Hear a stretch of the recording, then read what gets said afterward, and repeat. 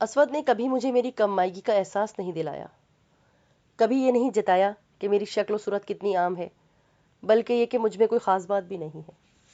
وہ معمولی سے معمولی بات پر میری بہت تعریف کرتا، ایسے کام کی جن پہ شاید کوئی بات بھی نہ کرتا ہو۔ میرا دل چاہتا تھا میں اسے بتاؤں کہ میں اسکول میں کن کن چیزوں میں حصہ لیتی ہوں، کون کون سے کام کرتی ہوں، مگر اسے بتانے کی کبھی میری ہمت نہیں ہو پائی۔ وہ غیر نصابی سرگرمیوں میں زیادہ دلچسپی نہیں لیتا تھا اور مجھے لگتا تھا کہ شاید ان چیزوں میں میری اچیومنٹ کو وہ زیادہ اہمیت نہیں دے گا، تو میں نے اسے کبھی نہیں بتایا کہ میں شاعری کرتی ہوں، میں ڈیبیٹس کرتی ہوں یا میں کمپیئرنگ کرتی ہوں۔ مجھے لگتا تھا وہ ہنس پڑے گا، وہ یقین نہیں کرے گا کہ میں بولنے والا کوئی کام بھی کر سکتی ہوں، کیونکہ وہ کہتا تھا کہ تم بہت کم بولتی ہو، حالانکہ زیادہ بولنا چاہیے، کم از کم اتنا تو بولنا چاہیے کہ سامنے والا آپ کو جاہل نہ سمجھے۔ مگر پھر بھی ہم دونوں میں بہت اچھی دوستی تھی۔ میرے علاوہ خاندان میں اس کی کسی کے ساتھ اتنی بنتی نہیں تھی، چونکہ وہ جھگڑالو بھی نہیں تھا، مگر بڑا ہو کر وہ کافی ریزرو ہو گیا تھا۔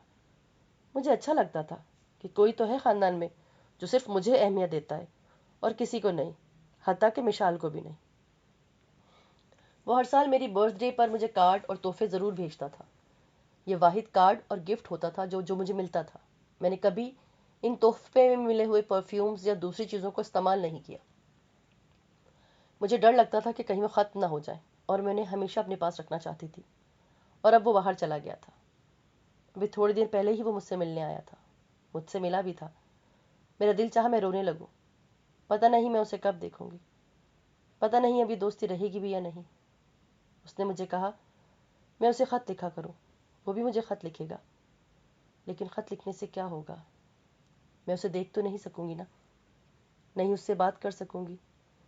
مجھے اپنا آپ بہت تنہا لگ رہا ہے۔ مجھے آج بہت رونا آ رہا ہے۔ 20 مارچ 1983۔ آج اسکول میں میرا آخری دن تھا۔ اب میں پہلے کی طرح دوبارہ کبھی وہاں نہیں جا پاؤں گی۔ میں 8th کے بعد اس اسکول میں آئی تھی، وہ بھی صرف اس لیے کیونکہ میں مشیل وغیرہ کی گاڑی میں ان کے ساتھ اسکول جانا نہیں چاہتی تھی۔ پھر مشیل بھی میری کلاس میں تھی، میں ہمیشہ اس سے خوف رہتی تھی وہ دوسروں کو میرے بارے میں کچھ بتا نہ دے۔ میں کچھ کر بھی نہیں پاتی تھی۔ ٹیچرز بھی مجھ پہ اتنی توجہ نہیں دیتے تھے جتنی وہ مشال پہ دیتے تھے، کیونکہ وہ بہت خوبصورت تھی، اتنی خوبصورت کہ مجھے لگتا تھا اللہ نے دنیا میں کسی اور کو اتنا خوبصورت بنایا ہی نہیں شاید، یا پھر اس کے پاس جو بھی چیز ہوتی وہ کلاس میں کسی کے پاس نہیں ہوتی تھی۔ ماموں اور ممانی اس کے لیے بہت خوبصورت چیزیں لایا کرتے تھے۔ وہ پوری کلاس کو اپنی چیزیں دکھاتی تھی، اور میں ڈرتی رہتی تھی کہ کہیں کوئی کلاس والے مجھ سے نہ پوچھ لے کہ وہ میری کزن ہے، یا پھر میرے پاس ویسی چیزیں کیوں نہیں۔ اگر مجھے چھٹی کے وقت گیٹ میں آنے پر ذرا بھی دیر ہوتی تو سب مجھے بری طرح جھڑکتے، ایون ڈرائیور بھی۔ گھر آ کر ڈانٹ الگ پڑتی تھی، کبھی نانی سے، کبھی ممانی سے۔ مشیل کی بات پہ سب ایک لمحہ کا انتظار کیے بغیر یقین کر لیتے تھے، حالانکہ وہ بہت جھوٹ بولتی تھی، مگر وہ اتنی خوبصورت اور اتنی معصوم ہے کہ ہر شخص اس پہ فوراً یقین کر لیتا تھا۔ میں اگر چیخ چیخ کر بھی سچ کہوں نا تو کسی کو یقین نہیں آتا، میری ٹیچر کو بھی نہیں۔ لوگ اس روز صبح سب سے پہلے آئے تھے۔ مشال مجھ سے آگے چل رہی تھی۔ کلاس میں داخل ہوتے ہوئے اچانک اس کے بازو سے بیگ سیدھا گملے پہ گرا اور گملہ زمین پہ گر گیا۔ اس نے فوراً بیٹھ کر اس کو سیدھا کرنے کی کوشش کی، مگر وہ کنارے سے ٹوٹ چکا تھا۔ مشال نے میری طرف دیکھا، میں خاموشی سے اندر چلی گئی، وہ بھی اندر آ گئی۔ ٹیچر بیل بجنے پر اندر آئی اور انہوں نے آتے ہی گملے کے بارے میں پوچھا۔ کلاس میں خاموشی تھی، کوئی بھی نہیں جانتا تھا کہ گملے کو کس نے توڑا ہے، سوائے میرے اور مشال کے۔ ٹیچر نے دوبارہ کہا میں آپ سے پوچھ رہی ہوں یہ گملہ کس نے توڑا ہے؟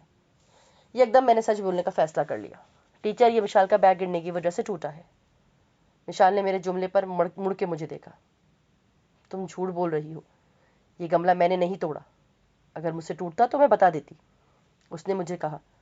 مگر اس وقت مجھے شدید صدمہ ہوا جب ایک لمحے کی تاخیر کے بغیر ٹیچر نے کہا مہرین، آپ کو شرم آنی چاہیے، آپ جھوٹ بول رہی ہیں، وہ بھی اپنی کزن کے بارے میں۔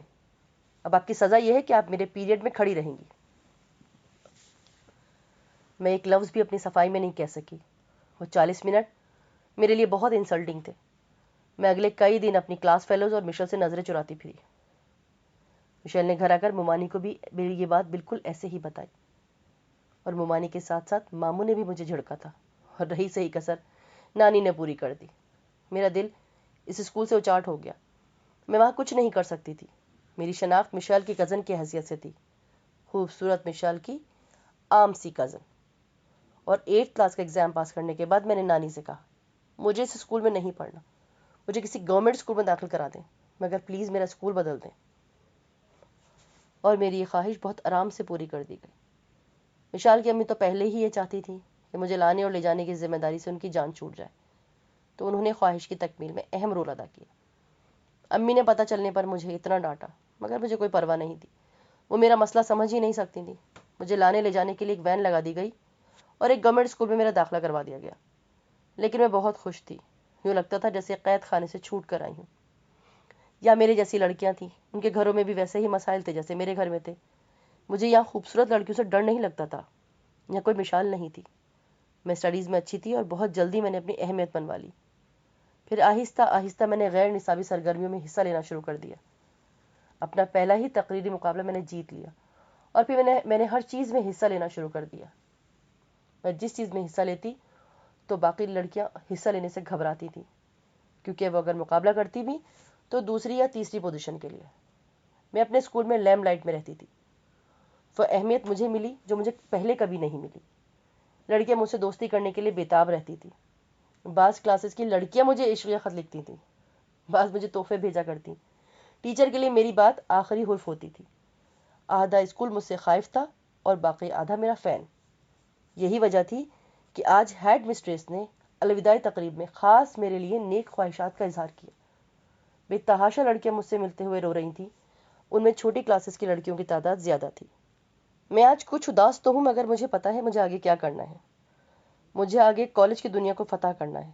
میں چاہتی ہوں جب میں کالج چھوڑوں تو وہاں کے لوگ بھی مجھے ایسا ہی یاد رکھیں، انہیں یاد رہے کہ ہاں کسی زمانے میں ایک مہرین منصور ہوتی تھی۔ مجھے اسی کالج میں جانا ہے جہاں مشیل جائے گی۔ پہلے میں اس کا سامنا کرنے سے گھبراتی تھی، مگر اب مجھے اس کا سامنا کرنا ہے۔ مجھے اسے بتانا ہے کہ میں مہرین منصور اس جیسی شکل و صورت نہ رکھنے کے باوجود بھی کچھ ہوں، اس سے بہتر نہ صحیح پر اس سے بدتر نہیں ہوں۔ 12 دسمبر 1984۔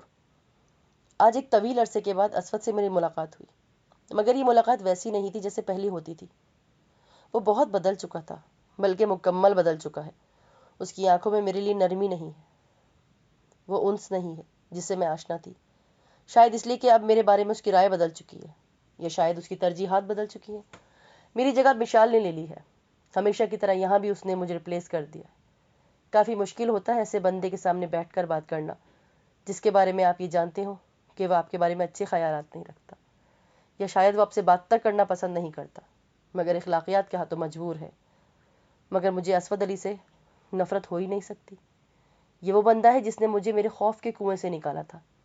میں مہرین منصور جو کسی کے ایک بار بے اعتنائی سے بات کرنے پر اس کی طرف دوبارہ دیکھنا پسند نہیں کروں، میں آج بھی اس کی عزت کرتی ہوں۔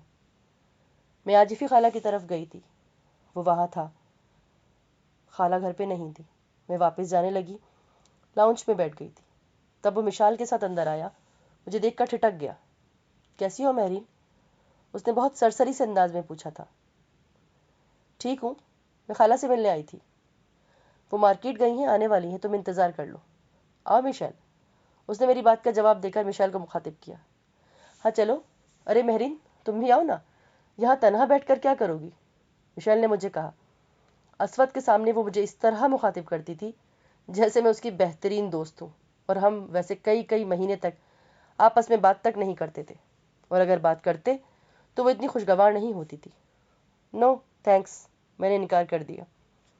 وہ دونوں اندر کی طرف چلے گئے، میں ان کی پشت کو دیکھتی رہی۔ چند سال پہلے تک وہ صرف مجھے اس طرح اپنے کمرے میں لے جایا کرتا تھا، اور اب میں کہیں بھی نہیں تھی۔ زندگی کوئی تقریری مقابلہ تو ہے نہیں جس کو میں اپنے الفاظ اور بیان سے جیت لوں اور کسی ہتھیار کی ضرورت ہی نہ پڑے۔ میں وہاں سے آ گئی تھی،